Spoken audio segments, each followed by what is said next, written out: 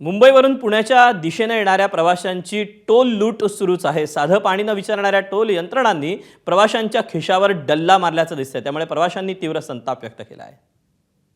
तासनतास ताटकळून मुंबईहून पुण्याच्या दिशेनं येणाऱ्या प्रवाशांकडून टोल आकारू नये असं सूचना देण्यात आलेल्या आहेत। मात्र प्रत्यक्षात आपण बघतोय की उर्से टोल नाक्यावरती इथं पोहोचल्यानंतर प्रवाशांकडून टोल जो आहे तो या ठिकाणी आकारला जातोय। सार्वजनिक बांधकाम राज्यमंत्री यांनी तशा सूचना देतो असं म्हटलेलं होतं। किती वेळ लागला तुम्हाला प्रवास करायला?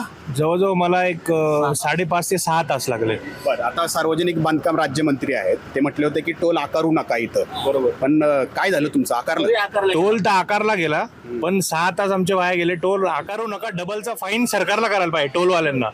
हे सुविधा काहीच पुरवत नाही। तिथे योजना कधी आली? 8-9 तासापूर्वी सगळे लोक आलेत। गॅस लीक गळती बंद झाल्यानंतर ते सगळे आलेत। बरोबर, तरीही टोल आकारलेलाच आहे। तरीही टोल आकार। आणि सुविधा काय, पाणी बिनी तरी विचारलं का?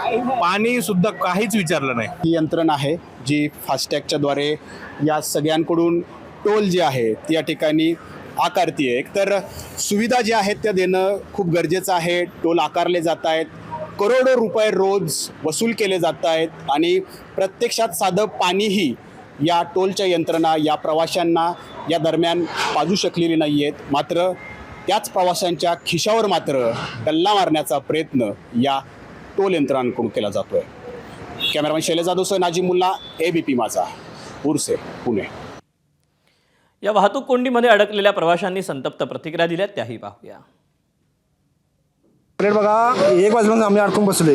कमी रात्री 1 वाजून कमी आता 17-18 तास झालं। पाणी नाही, काय भेटत नाही। एवढी हालत बेकार झाली, काय पाणी नाही, काय नाही, सोय कशाची नाही झाली। जे काही आम्ही आमच्या सोबत आणले होतं, चपाती भाजी, मुलांसाठी बिस्किट, तेच दिलेलं आहे मुलांना। काही म्हणजे कोणी दखल घेतलेली नाहीये। एवढं टोल नाक्यावरती तुम्ही पैसे भरता, जर या असे प्रॉब्लेम झाल्यावर तुम्ही काहीतरी आमची सोय करायला पाहिजे होती, पण कुणी काही सोय केलेली नाहीये। काल आम्ही 8 वाजल्यापासून बसलो गाडीमध्ये। आता ॲक्च्युली 25 आवर्स तरी झाले। मला ॲक्च्युली आज ऑफिसला पण जायचं होतं, पण ऑफिसला पण जाता नाही आलं, कारण की पूर्ण ट्रॅफिकमध्ये आणि खायला पण नाही आहे आणि पाणी पण नव्हतं। आमची इतकी वाईट अवस्था झाली की आम्ही पाणी करून नंतर मग आम्हाला 12-1 वाजता पाणी भेटलं ना, कुठे वॉशरूमला जाऊ शकतो, कारण की पूर्ण ह्याच्यावरतीच आहे ना, असं वॉशरूमची पण सोय नाही कुठेच, काही खूप प्रॉब्लेम्स फेस करावे लागले त्याच्यामुळे।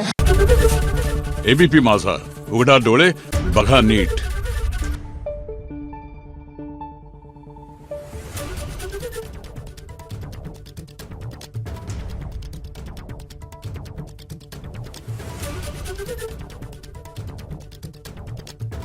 Thank you.